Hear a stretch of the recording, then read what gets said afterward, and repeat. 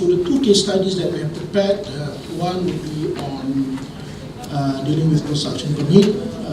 Again, this is the study which we would like to share, and another would be something on registering property in Malaysia, right?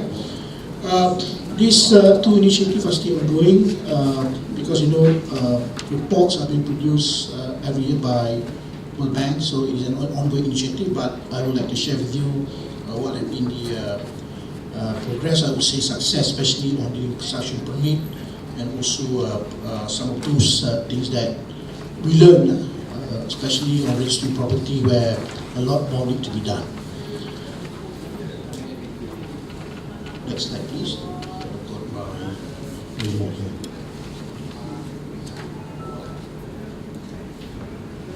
Does it move?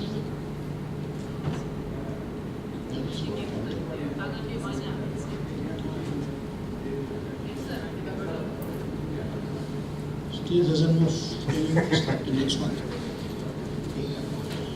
Now, this would be the outline of the presentation. I will share with you what have been the achievement, I would say, successes that we have in this area, especially implementation at the central level, the federal level, confining to Kuala Lumpur. I would like to share with you, from the one that we have started, initiated within, Kuala Lumpur. We have extended this initiative to the local government. These are real challenges. What more, as had been mentioned by my colleague Amina yesterday. Now you talk about dealing with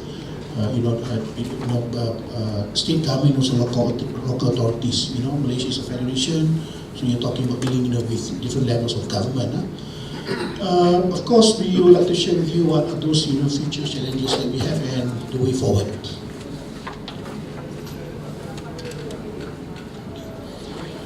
Now, as I have mentioned, we always begin on the premise of looking what we have, at one point of time. At the point of time when we initiated. Now, the World Bank report really provides information, of course, even in under a lot of benchmarking activities that we do, but in this new construction permit, reports that we have, the figures are there, the information are there. Now, you could see that, especially under dealing with construction permit from the year 2014. Now, this initiative, World Bank assesses under in three elements. That is on procedure, number 4 interaction between business and regulators, time taken, that is a processing time by regulators. We look in terms of number of days, and then we have got the cost factor, which is 50 times the income per capita, and the score which World Bank had used since this year's report 2015, they have moved away from the percentile approach into the distance to frontier score. Now you could see under dealing construction permit, we had a score of 79.55, and we had moved on to improve at 82.49. Now even number of procedures 15 to 13 time, we had cut down tremendously from 130 days to 74, and cost, however, had increased slightly. Now, these are reports produced by World Bank. With this information, this is where we use it as the baseline to move forward. Now, I had mentioned about the benchmarking initiative. From this area, we look at how other countries perform. As you could see, as far as procedures are concerned, Malaysia is ranked at number 96 on procedure, and you could see that Hong Kong, which they have only 5 procedures.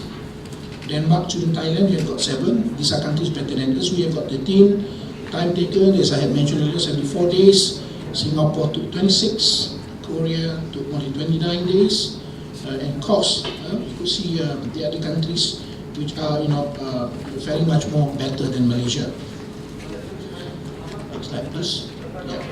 Now, on the whole, Malaysia was ranked overall number 6. The report that came out last year when they had, World Bank changed the methodology, we were positioned at number 18. But World Bank was also looking at the year before. We had actually improved. The year before we was at number 20 when they reviewed, so we improved to 18th position. Now you could see that out of that 10 indicators, life cycle of business, dealing with construction permits, you could see this one area that we had improved, I would say significantly, and which contributed to improve in performance. Next slide. Now, if you look at the track record in dealing with construction permits from 2007, when we embarked on this initiative, that was also the year when Pemuda was set up. It was set up in March 2007, from the position of 137. All right, this is where I think it did not just caught the attention of the business community. Shows how inefficient, I would say, regards to this area dealing with those relevant regulators. But it was one of the items that was brought up to the cabinet. Caught the attention of the Prime Minister. He was not too happy, so Pemuda was asked to look into this. And from the initiative that we had carried out, you could see the pattern. And the last report that was produced, we were positioned at number 28. Right, so continuous improvement, especially from the year 113 when we fell from 108. Okay, we fell further, 113, then we went up to 28 position. Now, let me share with you the next slide here. These are some of the improvements that were undertaken. Dealing with construction permit is a focus group. You have got 2 chairs, okay, a co-chair. One, the co-chair is from the public sector. For Kuala Lumpur, you've got the Mayor of Kuala Lumpur. Alright, because 50% of the procedures lies with the City Hall of Kuala Lumpur. And we've got, I think, the latest co-chair. Alright, we want to make sure that things move. We've got Tan Sri Teo. He is, I think, one of the EXCO members, Federation of Malaysian Manufacturers, and also one of the key person in this real estate, real estate association. Now, he's a player in the industry. He understands well, and these 2 co-chairs, they lead the focus group, and members come from the relevant ministries and agencies. And also, from the private sector, from the businesses, and even I think you do have also members. 1 or 2 of them, are coming from the non-government organisation. Now, initiative that were undertaken is the improvement in one-stop centre, where simultaneous submission could be made, right, through the introduction of the OSC1 submission, the permission, planning, then you've got the building plan and all that, utility plan. These are, application made to this, system. And then there is also the introduction of the risk-based development. Before then, you lump, all categories of application, but now you categorize them based on risk, high risk, medium risk, and also low risk. So of course, those which are low risk, they can just proceed, and this helps to reduce a lot of backlog. Now, through this introduction, had resulted in simplified procedures, shorter processing time, also speedier approvals, and then there's also the elimination of the permits for this Roro bin, the hoarding, also project signage, and also introduction of the standard issues to obtain permits for hoarding and signboard. Now, what has taken place in Kuala Lumpur, especially when we see that in this particular area had improved, the instruction was that to extend this initiative to the other cities in Malaysia. So there are another 15 cities apart from Kuala Lumpur, and we were looking into the project of obtaining a construction permit for Petronas station. Okay, Petronas is the oil company in Malaysia, a GLC, and because when we talk about doing business in Malaysia, it's not just with Kuala Lumpur. World Bank was looking at Kuala Lumpur, being the biggest economy, but we're talking about the whole country. So the objective of this initiative is to reduce and eliminate irrelevant procedures, improve on procedures that deemed inefficient and effective, and also to identify major constraints. There will be some of those constraints which will not be able to address, at certain level, but you may have to cascade them, to the right authority so that effective decision and implementation could be taken. Now, the next slide, which I would like to show to the members here, interesting, you could see that 16 cities, including Kuala Lumpur, we did this baseline study. You could see variance gaps under the three elements: procedures, time, and also cost. So you could see differences and also the different situation that you have in every city. Now, with these figures, it helped us to initiate the right improvement initiative, right kind of engagement, and of course looking into specific areas that need to be improved, dealing with each of the respective cities. Now, from the figure, next slide, some of those salient, I would say, key findings. As I had mentioned, high number of procedures continues to be a challenge for businesses, right? So it's not just addressing issues in Kuala Lumpur, but it's about issues of the other cities in Malaysia on dealing with construction permit. And there is also wide variation in quality of regulation across the cities, points to ample opportunities for further regulatory improvement, especially if you look at the earlier slide, Georgetown, which is the capital city for Penang, especially on the costing, there are reasons to it because it involves land conversion from commercial, from agriculture to commercial. These are things that you could see, different problems that we have at the different level. And we came to the agreement that cities can also learn from the existing good practices that we have started with Kuala Lumpur, and also the existing one-stop center and inspection methodology can be further streamlined. So these are things that we realized that we could do to improve further. Now, the next slide. Well, things do not come easy, as I had mentioned. There are challenges when we roll out to the local governments, which is at the state level.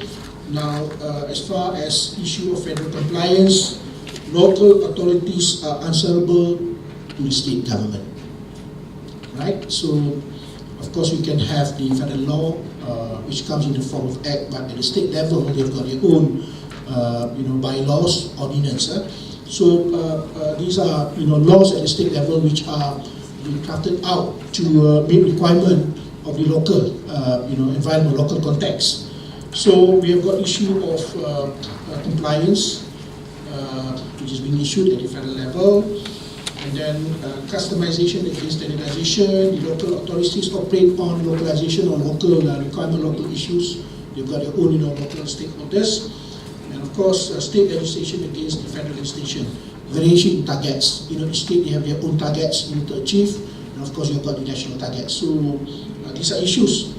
And I would say challenges as we approach the state government when we want to do improvement initiative at the local authorities and the cities.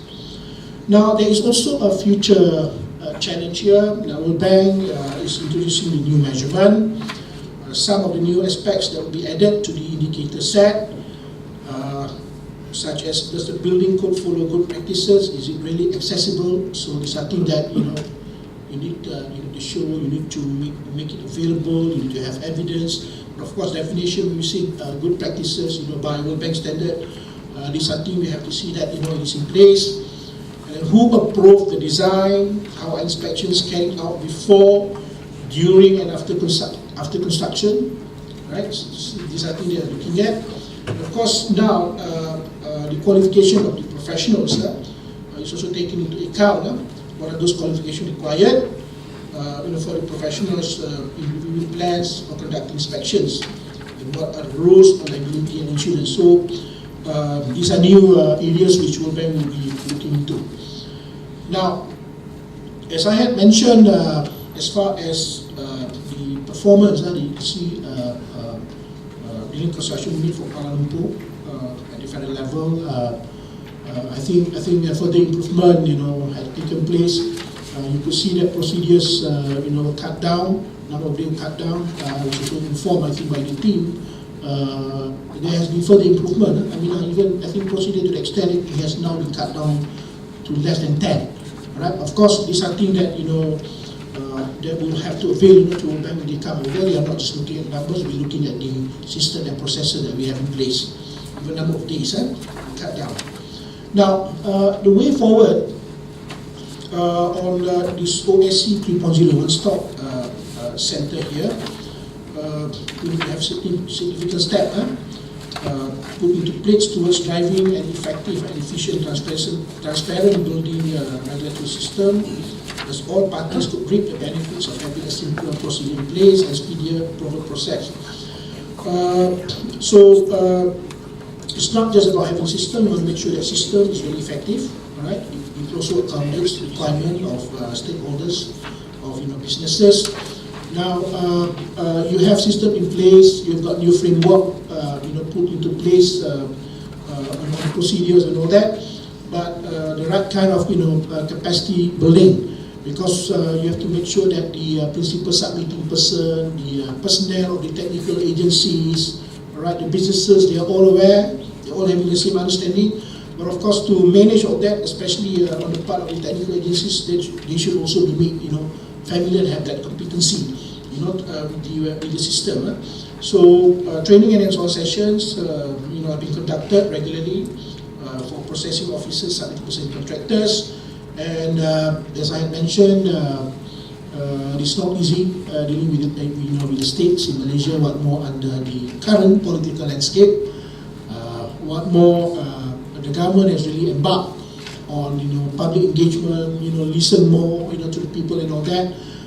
Never before the central government lost their two-third majority. So these are things that we believe when we engage with the state government, especially different government at the state level, which are not the same as at the federal.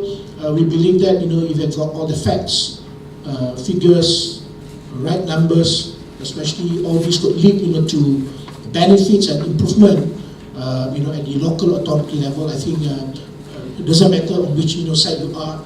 I believe that they would come and support this initiative, right? Now we would move on with 10 local authorities that will be selected to showcase exemplary models that they could benchmark with. The next slide. Of course, putting things to place is one thing, but we need to monitor. We need to ensure that there is sustainability. Right, living in the dynamic, situation, what may be relevant today may not be relevant tomorrow. New system coming up. So it's something we need to monitor and we need to assess to ensure compliance, continuous enhancement of e-submission. Okay, things submitted electronically in the OSC online system. Building information modeling is also being developed to facilitate and speed up the process, and of course creating a healthy public-private competitive environment for the world approval system. Okay, you can have some they can still go through the old system, but much more efficient, to better procedures, to reduction in the steps taken. Of course, the online submission is also made available. We must also remember there will be some.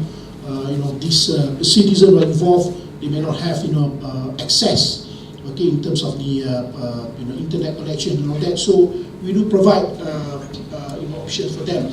But what we have been created, actually the cooperation and contribution not just coming from the regulators but also coming from the public and also the businesses. I remember when we first started this initiative somewhere in 2012, we first had our public consultation for City Hall of Kuala Lumpur. It was an open day, anyone can just walk in, anyone can just pick up. You've got all the processes, model system being displayed. It was held at the Kuala Lumpur City Centre, and we also had a session where key people in the industry, they give their views, and all these were taken into account. So in the case of Kuala Lumpur, we could see that relatively things are more successful because engagement is being done. All right, and all these were done under the ambit of Pemuda. Now that will be the first case. It should be about 3 minutes. Say again? Yeah, 3 minutes more. All right, okay. Now for case study 2, which is not really that successful, all right, which is on registering property. Can we go to the next slide? Registering property. I won't go into detail on this slide. What registering property entails under World Bank study. Now the next slide, you could see interestingly, there have been no reform as measured by doing business except for the year 2011 and also 2013. Malaysia's introduction of online stamping, which had contributed to reduction in time and cost to transfer property, and also we were also able to reduce the number of days. All right, and the last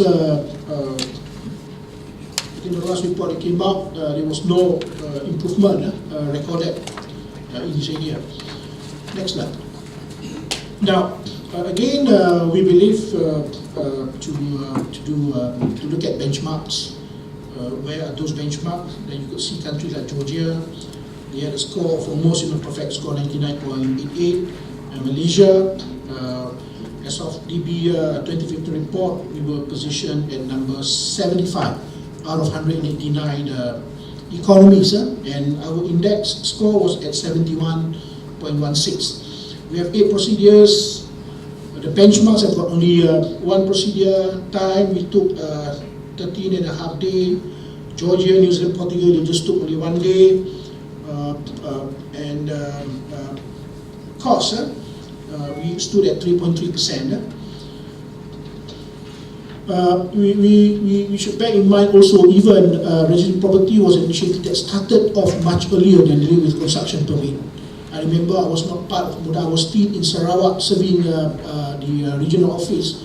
We do have people coming to do surveying some data on registering property. So that shows that he has started earlier, but he has not moved considerably well as what we have done for construction permit. Next. So reform for 2016, we're backing on this e-consent to transfer land, which is underway. We need to streamline strata title transfer procedures, which will lead to time reduction, and also the single window for land searches, which would consolidate several pre-closing searches undertaken in single online processes.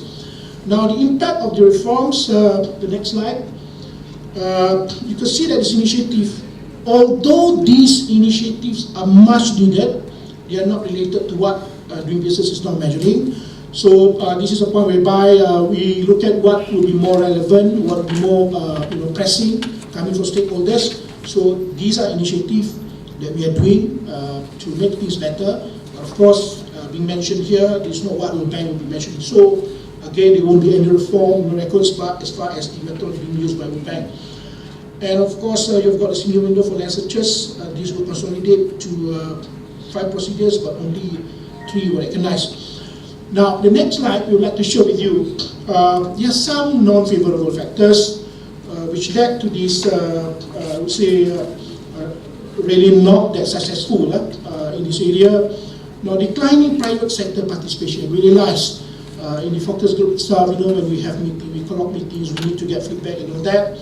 They will lack, follow-up or results in achieving action plan, which have discourages participation. Now, there were action plans which were prepared for 2014. There were no follow-up. There were no what you call necessary action which were done. So there were no improvement. Now, there was also issue of lack of historical continuity.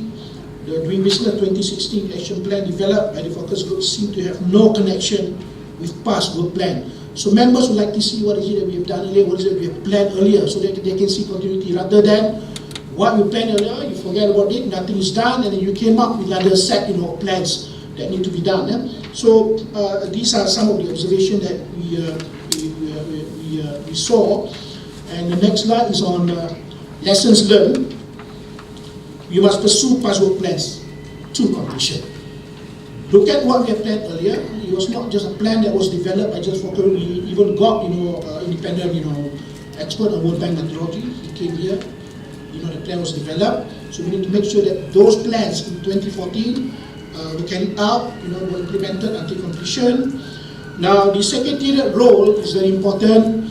They will shift of the secretariat members from one particular division. The secretary is NPC officers coming from a different division. There was some restructuring. You have put different officers there in terms of continuity. There were disruption.